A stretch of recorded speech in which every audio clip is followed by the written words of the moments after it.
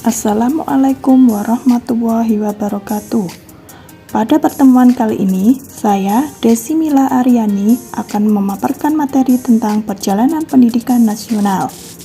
Pendidikan di Indonesia memiliki sejarah yang cukup panjang. Pendidikan itu memang terkait dengan berbagai faktor dari zamannya masing-masing. Zaman Hindu dan Buddha. Pengaruh pendidikan pada zaman ini datang ke Indonesia sekitar abad ke-5. Pada zaman ini, pendidikan memiliki tujuan yang sama, yaitu pendidikan diarahkan dalam rangka penyebaran dan pembinaan kehidupan keberagaman Hindu dan Buddha. Juga mencari petunjuk tentang apa yang diinginkan, baik buruknya hingga pencapaiannya. Zaman Islam. Agama Islam mulai masuk ke Indonesia pada akhir abad ke-13 dan mencakup sebagian besar Nusantara pada abad ke-16. Pendidikan agama Islam pada zaman ini disebut pendidikan Islam tradisional.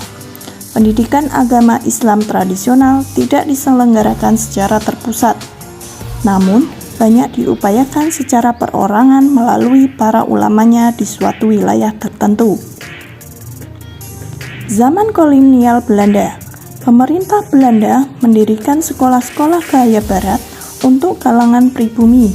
Akan tetapi, keberadaan sekolah-sekolah ini ternyata tidak menjadi sarana pencerdasan masyarakat pribumi. Pendidikan yang disediakan Belanda ternyata hanya sebatas mengajari para pribumi berhitung, membaca, dan menulis.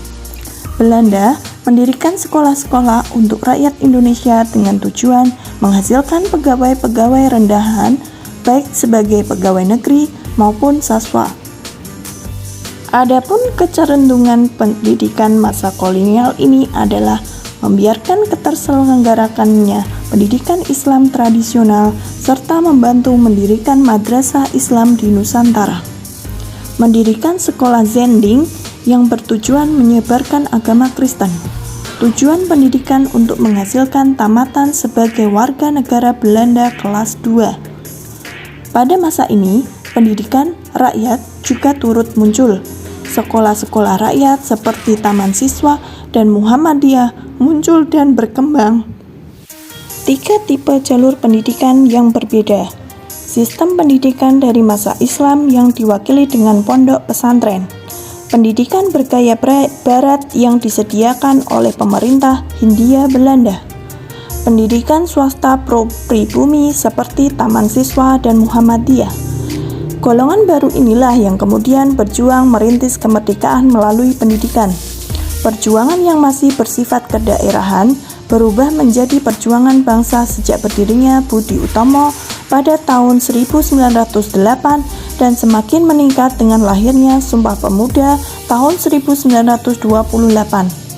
Setelah itu, tokoh-tokoh pendidik lainnya adalah Muhammad Syafi'i dengan Indisch the Netherlands School-nya, Ki Hajar Dewantara dengan Taman Siswanya, dan Kiai Haji Ahmad Dahlan dengan pendidikan Muhammadiyahnya, yang semuanya mendidik anak-anak agar bisa mandiri dengan jiwa merdeka.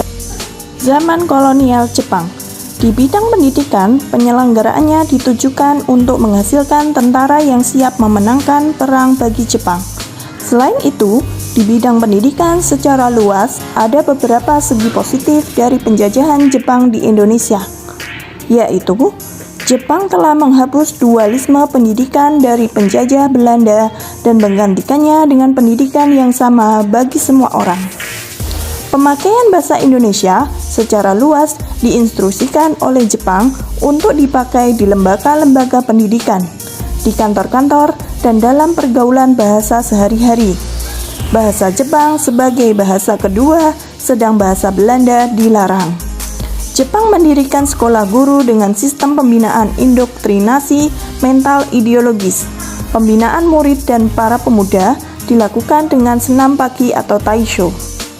Setelah diproklamasikannya kemerdekaan, pemerintah Indonesia yang baru menunjuk Ki Hajar Dewantara, pendiri Taman Siswa, sebagai Menteri Pendidikan dan Pengajaran. Tujuan pendidikan nasional pada masa awal kemerdekaan amat menekankan penanaman jiwa patriotisme. Kemudian, Tujuan pendidikan nasional Indonesia mengalami perluasan.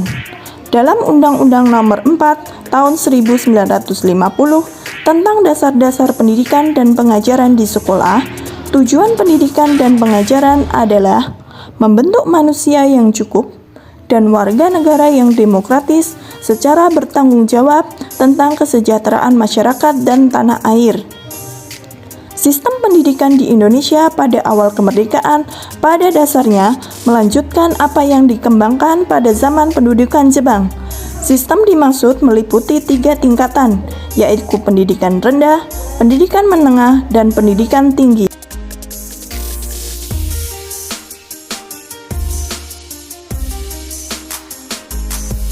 Sekian materi dari saya. Terima kasih. Wassalamualaikum warahmatullahi wabarakatuh.